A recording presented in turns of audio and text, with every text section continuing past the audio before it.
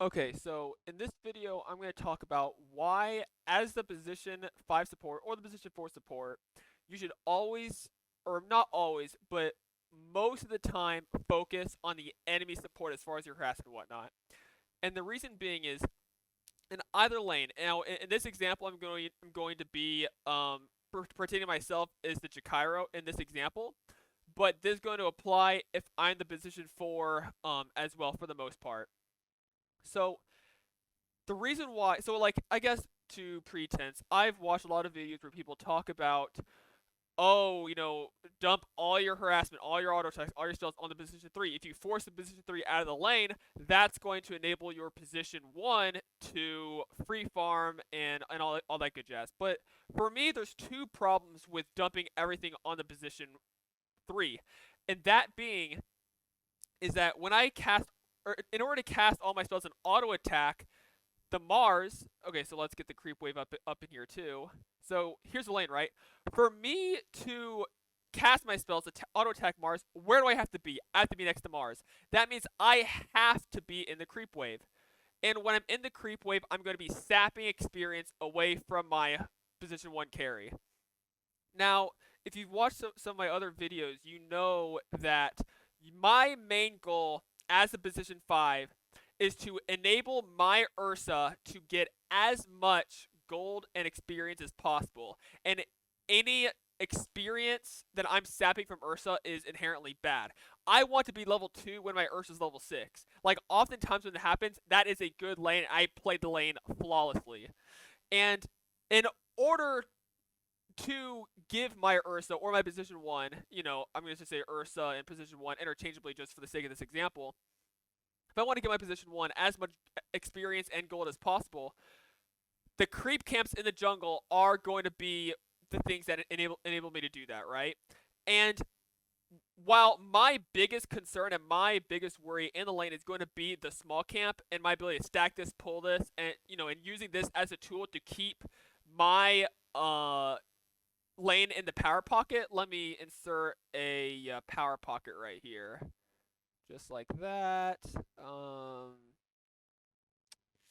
Let's see here, no fill. And let's make this sucker hot pink.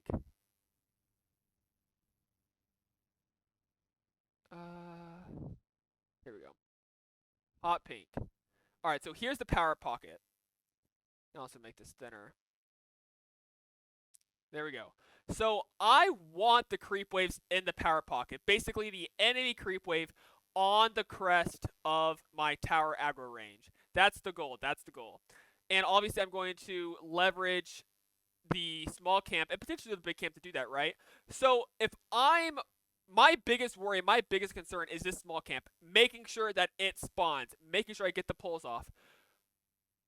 This is my biggest concern, and this is what's going to enable me to win the lane. A good position 4 will know that, and it's going to be up to the position 4 to basically block this camp, to harass me, to block the pulls and all this. So if Lena has full regen, full life, and I'm low regen, low life from dumping everything onto this Mars, there's nothing stopping this Lena from coming over, completely dominating the jungle and pushing me out. And then if I'm pushed out of the jungle, where am I left to be in the lane? I'm left playing with this Ursa, where I don't want to be. So my point being is the reason why, in general, now a caveat is if I click on the Mars and Mars has no regen, if Mars has no tangos, no self, yes, I'm gonna just literally just blindside attack move at the Mars, because he has no regen. Once he's low on life, he's literally forced out of the lane. But outside of just novel circumstances that you'll never see in most games, I would argue I want to dump all my auto attacks, all my spells into this Lena, make the Lena consume regen, keep the Lena on low life. Because when Lena is low life and she's not comfortable being in the jungle, when I force her out of the jungle, that's going to enable me to pull the small camp, pull through to the big camp. And basically, if Lena can't sit in the jungle and contest me, then I'm going to be free to do whatever I want, and I'm going to win the lane. And I'm going to win the lane by doing what I want to do, which is sitting in the jungle, playing away from the Ursa, keeping the lane in the power pocket and giving my Ursa as much gold and experience as possible. Now let's go into some examples here. So in this game as Ogre Magi, I'm going to be playing in the position 5 role, just like in the previous clip, and I'm going up against a Tusk position 4, and the Tusk position 4 bought boots. So it's also going to be hard for me to harass him, but that doesn't change my main goal in this lane, which is to harass the Tusk, make sure my small camp spawns, and to make sure I can get these pulls off. Now, since Tusk has boots, I can't really harass him super well. If he did not have boots, I could just ignite and just auto attack, and he'd be having a really bad time. But with all starting items, you're going to have strengths and weaknesses, whatever starting items you buy, and you want to play around that. So with Tusk, since he went boots first, he has absolutely horrible, regen, but obviously he can not take a lot of damage by running away from me. Here I blocked his pull because the lane's pretty close to our power pocket, not completely in our power pocket. So I blocked that pull from Dusk, and right here, I probably should be just whacking on Tusk a little more, but I see Tidehunter low, so I wanted to get my Ignite off on the Tidehunter and get a few auto attacks in on him. Since he's low and Sven's doing a good job harassing him, that's was kind of encouraging me to get some spells off on Tidehunter, just with the context of this lane.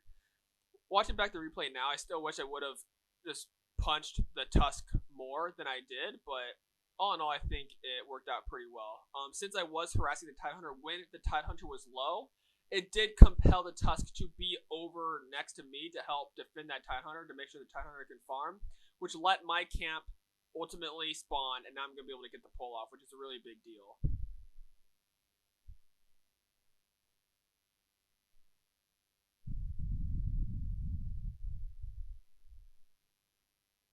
Here I'm going to try and pull through to the big camp. And Tusk is going to block this, but ultimately with this pull, it's drawing Tidehunter and Tusk over to me. And, yeah. Now, they're going to go on Sven here since Sven is low, and we're going to get a pretty good kill here on the Tidehunter after this exchange.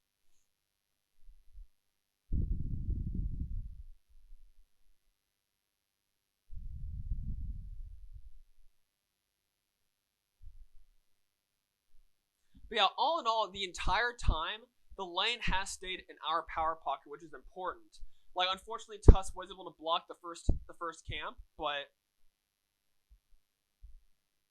since I was keeping an eye on the Tusk, and I'm ensured that my camp was able to spawn, I'm able to get the pulls off, and ultimately at this point, the laning stage is essentially over, because at this point, after the Tidehunter dies, and after after I de-warded the camp, Tidehunter died, and I started getting some pulls off, the laning stage is essentially over, because at this point, Tusk TP'd bottom, and essentially at this point, we won the lane, and the laning phase, at least, in this top lane, is done since the Tusk rotated bottom, since he did feel like he was having good enough impact up top.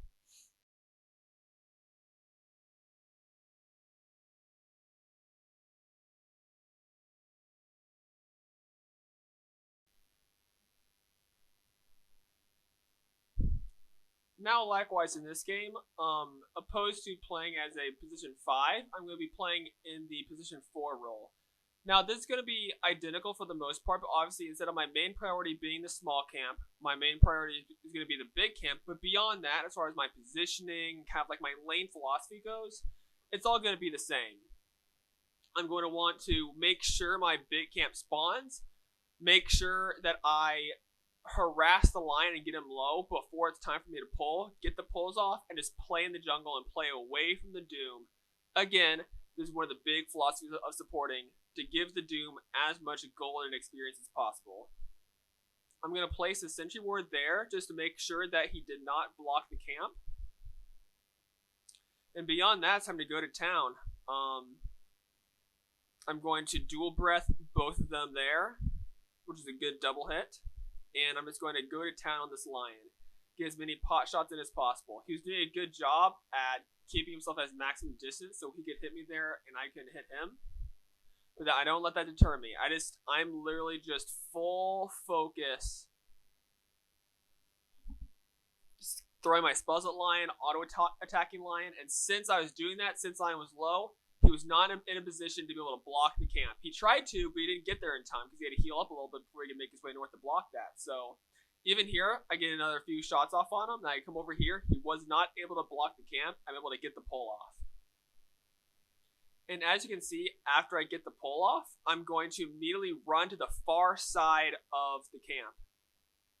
The reason why that's important is because I'm going to be playing away from the Wraith King. So if the Wraith King comes to the jungle to contest me, I'm far away and I give myself enough reaction time to run away so they both can't hit me at the same time. But also puts me in a position because, you know, whether it's Wraith King, if Wraith King gets in a poor position, or Lion, by me positioning myself on the far side of the creep camp, if either of them walks into kind of like that path between the lane and where I'm standing, it will put the enemy in a position where both me and Doom can collapse on them from both sides and put ourselves in a very advantageous kind of like surrounding position.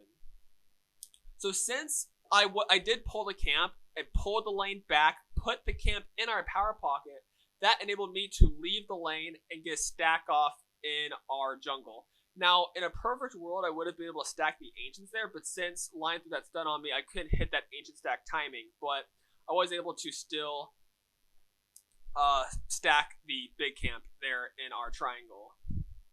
Now here it's still kind of the same thing. Lion, you know, is still my main priority. I'm still dumping all my spells on Lion. I'm focus firing the Lion, making sure Lion is low because I do not want Lion getting next to my big camp and blocking the big camp. Because once that big camp gets blocked, once that camp isn't spawning, then that's the big condition at which point I lose a lane. So right here, I'm occupying Lion, throwing auto attacks, casting my spells, and then boom, I get my